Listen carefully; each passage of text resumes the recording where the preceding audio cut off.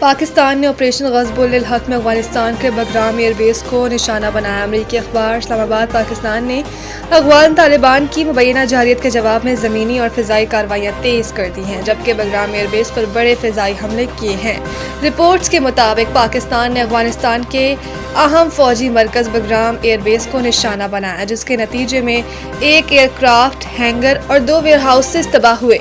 इस हवाले से सैटेलाइट तस्वीर भी सामने आने का दावा किया गया है।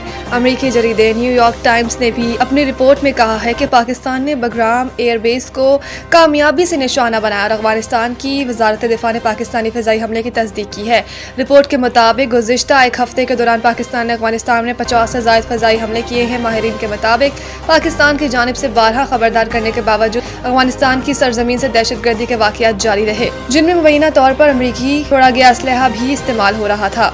दिफाई माहिरीन का कहना है कि बगराम एयरबेस को निशाना बनाना अफ़ग़ान तालिबान हुकूमत के लिए बड़ा धचका है और इससे वाज़ेह पैगाम दिया गया है कि पाकिस्तान ज़रूरत पड़ने पर अफ़ग़ानिस्तान के किसी भी हिस्से में कार्रवाई कर सकता है। अमरीका का अपना हरमज़ खुलवाने का फैसला, खलीज से बहरी तजारत को माली तहफ़्फ़ुज़ देने का हुक्म। अमरीकी सदर डोनाल्ड ट्रंप ने नत खलीज से बहरी तजारत को माली तहफ़्फ़ुज़ देने का हुक्म देते हुए कहा कि ज़रूरत पड़ने पर अपना हरमज़ में कमर्शियल जहाज़ों के साथ अमरीकी नेवी जाएगी। जहाज़ों की इंश्योरेंस में अमरीकी मालियाती इदारा मदद करेगा। ऑयल टैंकर समेत तमाम तजारती जहाज़ों को इंश्योरेंस और गारंटीज फराहम की जाएंगी। जर्मन चांसलर से मुलाकात में अमरीकी सदर का कहना था कि ईरान में सब कुछ तबाह कर दिया गया है, ईरान के फ़िज़ाइया बहरिया क़यादत ख़त्म कर दी गई है। ईरान में बहुत से लोग इस्तिस्ना के लिए दरख्वास्त कर रहे हैं, ये लोग किसी भी वक्त हथियार डाल देंगे। हुकूमत की नई लहर शुरू होने वाली है। उन्होंने मजीद कहा था कि ईरान को बड़े नुकसान के लिए तैयार रहना चाहिए। डेमोक्रेटिक्स लूजर्स हैं, बरतानिया से खुश नहीं, स्पेन से तमाम तजारत ख़त्म कर रहे हैं। जंग ख़त्म होने पर तेल सस्ता हो जाएगा। अमेरिका, इसराइल और ईरान के हमलों के बाद एशियाई स्टॉक मार्केट्स में मुसलसल तीसरे रोज मंदी। अमेरिका और ईरान के हमलों के बाद एशियाई स्टॉक मार्केट्स में मुसलसल तीसरे रोज भी मंदी देखी जा रही है। पाकिस्तान स्टॉक एक्सचेंज के 100 इंडेक्स में कारोबार के आगाज में 2000 से ज़ायद पॉइंट्स की कमी देखी गई, ताहम 100 इंडेक्स 381 पॉइंट्स इजाफे से 1,57,514 पर ट्रेड कर रहा है। कोरियन स्टॉक एक्सचेंज में 6 और जापान की मंडियों में 3% गिरावट देखी गई। मंगल को अमेरिकी मार्केट्स में भी मनफी रुझान रहा। उधर आलमी मंडी में खाम तेल की कीमतें मजीद बढ़ गईं। ब्रेंट खाम तेल $83 फी बैरल की सतह पर पहुंच गया, जबकि सोने की कीमत फी औंस की कीमत $78 इजाफे से $5,176 हो गई। यूरोप में भी गैस की कीमतों में इजाफा देखा जा रहा है। आयतुल्ला खामनाई के बेटे मुश्तबा खामनाई ईरान का सुप्रीम लीडर मुंतखब। इसराइली मीडिया के मुताबिक मुश्तबा खामनाई का इंतखाब असम्बली ऑफ एक्सपर्ट्स की जानिब से किया गया है, ताहम ईरान के सरकारी हुकाम की जानिब से ताहाल इस दावे की तस्दीक नहीं की गई है। इससे पहले इसराइली मीडिया ने दावा किया था कि 88 रुकनी मजलिस खबरगान रहबरी नए सुप्रीम लीडर का इंतखाब ऑनलाइन कर रही है और ये मामला हतमी मरहले में दाखिल हो चुका है। मजलिस खबरगान रहबरी की कुम में वाक़ी इमारत को अमेरिका और इसराइल ने हमले करके तबाह कर दिया था, ताहम इमारत इसलिए पहले ही खाली करा ली गई थी, इसलिए जानी नुकसान नहीं हुआ। ईरान के आइन के मुताबिक सुप्रीम लीडर के इंतखाब का अमल मुकम्मल तौर पर मजलिस खबरगान यानी असम्बली ऑफ एक्सपर्ट्स के हाथ में होता है। ये मजलिस 78 जयत उलमाए दीन और फ़िक़ा पर मुश्तमिल होती है, जिनका इंतखाब हर 8 साल बाद बराह रास्त अवामी वोटों के जरिए किया जाता है।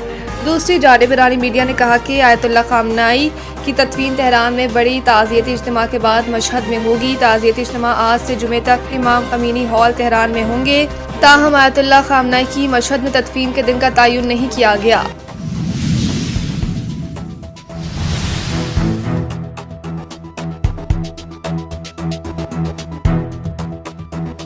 हाई कोर्ट आईनी बेंच ने सदर में मीर करम अली रोड की बंदिश के खिलाफ दायर दरख्वास्त पर एडवोकेट जनरल दीगर को नोटिस जारी कर दिया। अदालत ने आइंदा समाअत पर फरीकैन से जवाब तलब कर लिया।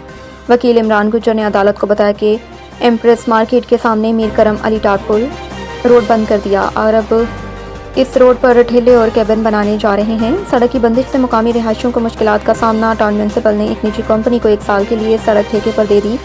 अदालत ने इस्तफसार किया कि ये तो मंजूरी के बाद ही ट्रैफिक के लिए सड़क बंद कर दी गई होगी। अब इस सड़क पर क्या हो रहा है? वकील दरख्वास्त गुजार ने बताया कि सड़क पर कैबिन वगैरह बनाए जा रहे हैं। दूसरी जानिब न्यूज़ 92 HG के रिपोर्टर डॉक्टर अमजद बुखारी के मुताबिक गुलशन इकबाल और शहराय नूरजहां के इलाकों से लापता 2 अफराद को सुराग लगा लिया। लापता शहरी नुमान शाह और सैफुल रहमान घर वापस आ गए। अदालत ने दोनों शहरियों से मुतल्लिक पुलिस रिपोर्ट के बाद केस निपटा दिए। अदालत ने दीगर लापता शहरियों की बाजियाबी से पुलिस से पेशरफ्त रिपोर्ट तलब कर ली हैं।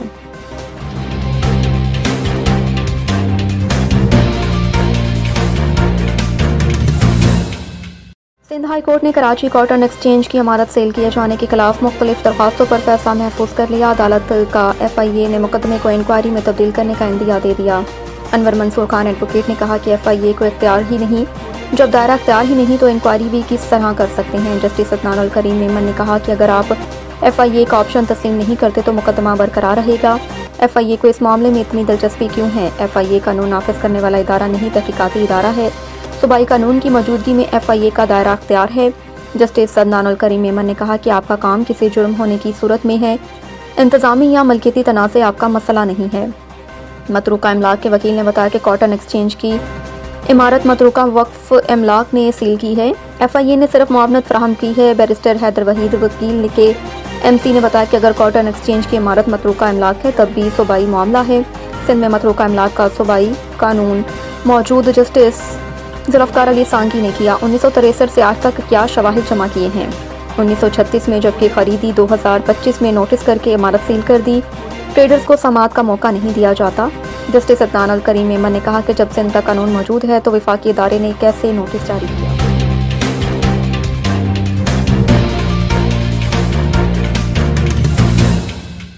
सिंध हुकूमत ने 19वें सिंध गेम्स 16 ता 19 अप्रैल सखर में मुनक़िद कराने का असूली फैसला कर लिया। वज़ीर खेलो अमूर नौजवानान सिंध सरदार मोहम्मद बख्श महर की ज़ेर सदारत अहम इजलास में 19वें सिंध गेम्स 16 से 19 अप्रैल तक सखर में मुनक़िद करने की मंजूरी दे दी गई। इजलास में सेक्रेटरी खेल मुनव्वर अली महसर, डायरेक्टर असद इसहाक, चीफ इंजीनियर असलम महर, section officer Ali dunno Gopang और सिंध ओलंपिक एसोसिएशन के अहदेदारान अहमद अली राजपूत और अस्कर बलोच ने शिरकत की। न्यूज़ 92 HG के रिपोर्टर इम्तियाज़ नरंजा के मुताबिक इजलास में सखर में सिंध गेम्स के इनेकाद और थर्ड जीप रैली के इंतजाम से मुतल्लिक तफसीली ब्रीफिंग दी गई। सेक्रेटरी खेल मुनव्वर अली महसर ने बताया कि 19वें सिंध गेम्स में 40 से ज़ायद खेल शामिल होंगे, जिनमें सूबे भर से गर्ल्स और बॉयज़ खिलाड़ी हिस्सा लेंगे। वज़ीर खेल सरदार मोहम्मद बख्श महर ने कहा कि ईद के फ़ौरन बाद डिवीजनल सतह पर सिंध गेम्स के ट्रायल्स 24 ता 29 मार्च तक मुनक़िद किए जाएंगे, जबकि ट्रायल्स मुकम्मल होने के बाद मुंतखब खिलाड़ियों का तरबियती कैंप 11 से 15 अप्रैल तक लगाया जाएगा। उन्होंने बताया कि सिंध गेम्स की इफ्तिताही तकरीब 16 अप्रैल को जबकि इख्तितामी तकरीब 19 अप्रैल को मुनक़िद होगी। वज़ीर खेल सरदार मोहम्मद बख्श महर ने हिदायत की कि तमाम मुकाबले शफाफियत और मेरिट की बुनियाद पर मुनक़िद किए जाएँ ताकि सूबे के नौजवानों को आगे बढ़ने के मसावी मौक़े फराहम किए जा सकें। उन्होंने इस अज़्म का इजहार किया कि हुकूमत सिंध नेशनल गेम्स की तरह 19वें सिंध गेम्स का भी कामयाब बनाए।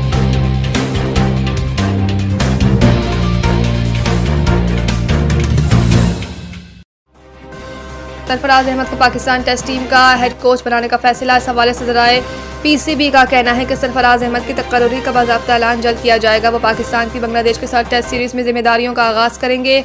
वाज़ेह रहे कि पाकिस्तान टेस्ट टीम के कोच का ओहदा खाली था। अजहर महमूद जनूबी अफ्रीका के खिलाफ सीरीज़ में अबूरी हेड कोच थे। पाकिस्तान टीम मई में बांग्लादेश के खिलाफ 2 टेस्ट मैचेस की सीरीज़ खेलेगी। यह test series world test championship 2027 का हिस्सा होगी। पाकिस्तान और बांग्लादेश के दरमियान पहला टेस्ट मैच 8 मई और दूसरा टेस्ट मैच 16 मई से शुरू होगा। सरफराज अहमद को पाकिस्तान अंडर-19 टीम का मेंटोर मुकर्रर किया जाएगा, जिनकी सरबराही में टीम ने एशिया कप जीता था, जबकि हाल ही में होने वाले अंडर-19 वर्ल्ड कप के लिए भी सरफराज अहमद ने मेंटोर की जिम्मेदारियां निभाई थी।